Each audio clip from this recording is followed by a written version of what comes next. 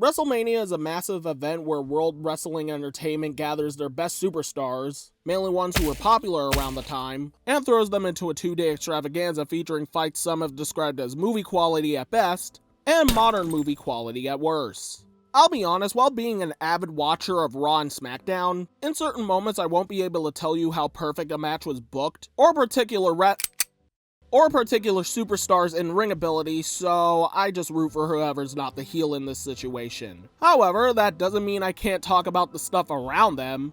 I mean, someone had to decorate the stadium so they're visually distinct and not just feel like another episode of the Red or Blue brand, and not enough credit is given to them. So this video is dedicated to the stages that appeal to me as a future interior decorator. Just know if you call me up, expect a whole lot of basic I hope your day is going fine, and these are my 10 favorite WrestleMania stages.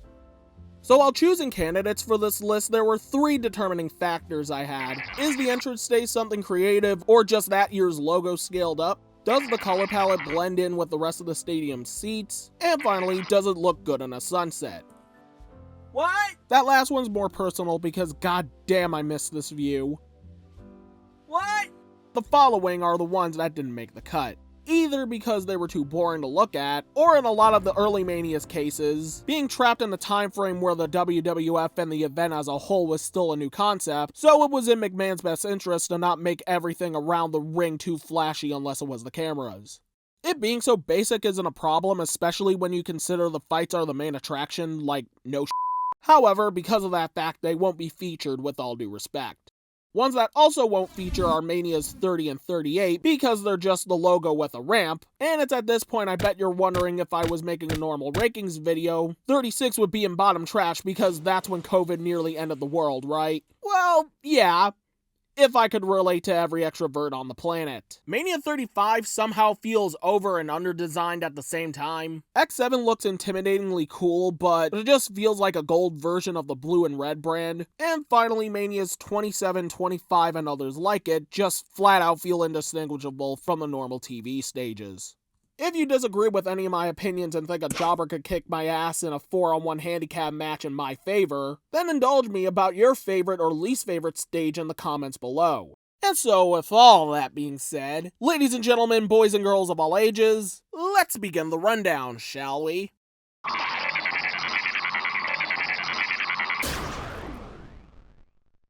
When companies want to recreate a Hollywood setting, they'll either go for the ever-so-famous sign or a generic movie theater entrance with a red carpet.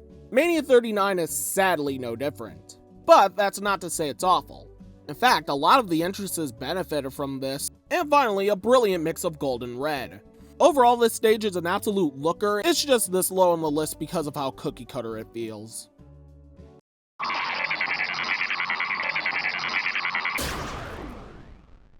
So admittedly, I have trouble determining what wasn't in the top 5, and this entry flip-flopped a few times. However, at the end of the day, Mania 32 was able to kick out at the last millisecond, even if it consists of only 2 screens and a logo hanging on the top.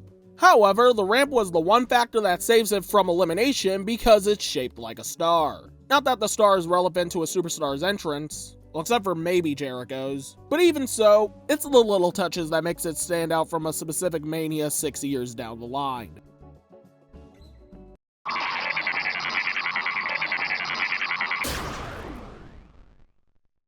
Okay, I know the colors of Mania 26 is mainly gray and shouldn't be a factoring force. It's only here because the entire setup, including the ring's sunroof, looks like the Aztecs and Egyptians are disgruntled neighbors and are ready to have a Royal Rumble of their own at any second. Other than that, it's a tower made out of screens and a coincidentally shaped pyramid. But still, you can't fault the effect.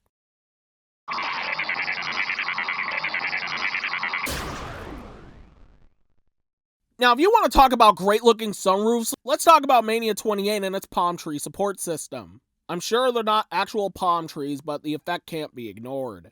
Also, I wish the hotel from Mania 24 was here.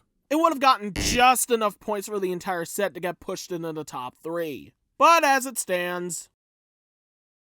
What?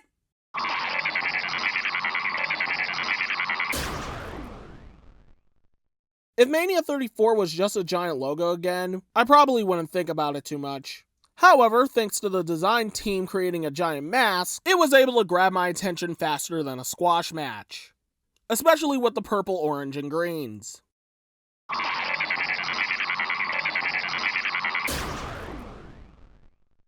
So, remember when I said the earlier Manias don't have a chance of making it on the list? Yeah, that was a lie because when Mania 9 went for the Caesar's Palace theme, it really went for it. Even the interview area was pimped out with Roman architecture. Oh boy, you can't imagine what I would give to go back in time to be able to sit behind these walls. If you told me Vince blew all the budget on this Mania on the decoration, then yeah, it's clear why a lot of the earlier ones never focused on it. But Mania 9 definitely sticks out when comparing them all. Number 4 was originally going to be a tie, but thanks to a lot of last second thinking and some help from you guys, there's only one absolute.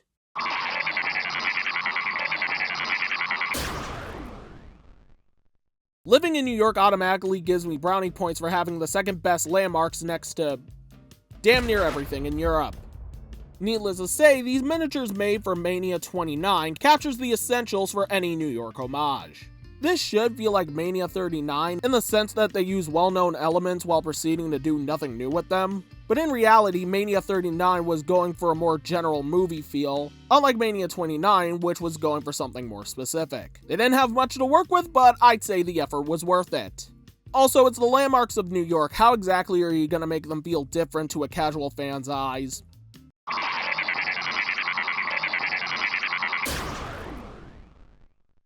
2020 was when I refuse to elaborate on why because it's well documented.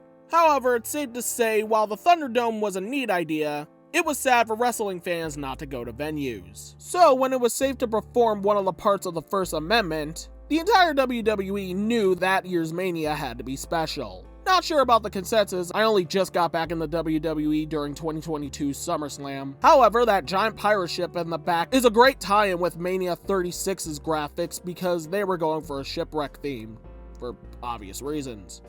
4 years ago was a dour time to be alive. Not that Here and Now is any better. And these back-to-back Manias absolutely tell a story of triumph. Wow, that was more dramatic than I wanted it to be. Let's lighten the tone a bit.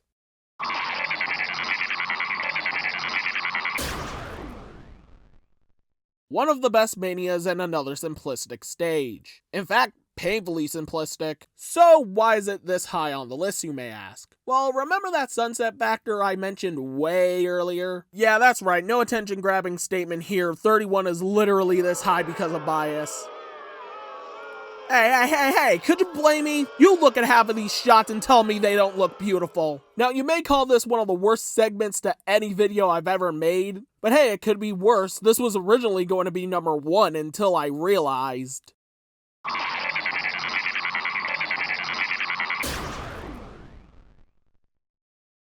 Theme parks, whether they be small or large, brings a wave of nostalgia whenever entering one. So it's no wonder why I'm so smitten with Mania 33 stage. What? Okay guys, look, I'm sorry if I'm not as informative as I normally am, but you look at this and find a better criticism. From the colors, the roller coaster, the sunset factor that isn't as good as Mania 31, but I can't control outdoor sunlight. There's no better way to describe WrestleMania 33 stage as, except eye candy. Well guys, that's it for the list, but while this video was still in production, the stage for Mania 40 was just revealed.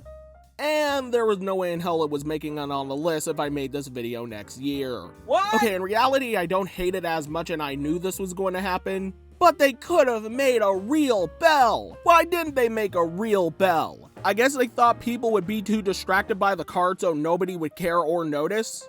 And in their defense, they were completely right. Can't wait to see your tribal chief cheat his way to victory again or finally get dethroned. Hello, the future. Yes, I was being vague on purpose. WrestleMania was a final attempt in collaboration with MTV to save the World Wrestling Federation, now known as World Wrestling Entertainment, from bankruptcy. And it was thanks to its success that Vince McMahon now, or at least did, has a billion-dollar company whose dedication to entertaining the masses with their high-flying, butt-kicking, streak-ending action knows no bounds. Whenever WWE is done introducing a match card for a Mania, I always get excited when the stage is revealed because a lot of work goes into these bombastic monoliths, which doubles as a backdrop from certain angles. The showcase of the Immortals has come a long way from its cozy beginnings, and the stage evolutions cement that fact in the most charming of ways. Well, ladies and gentlemen, I hope you enjoyed the video. Life absolutely put me in a sleeper hold this week, so I apologize if the editing felt rushed and more simplistic than usual. But hey, this was a perfect opportunity to see if PowerPoint would help me cut down editing by 70%, and to my surprise, it worked even if I had to add more effects in Premiere Pro anyway. Again, sorry for the simplicity, this was my first time using the program since high school. However, if you didn't mind and want to see videos in the future done in this style, then let me know what I can improve on in the comments below, because creative criticism is a confidence booster.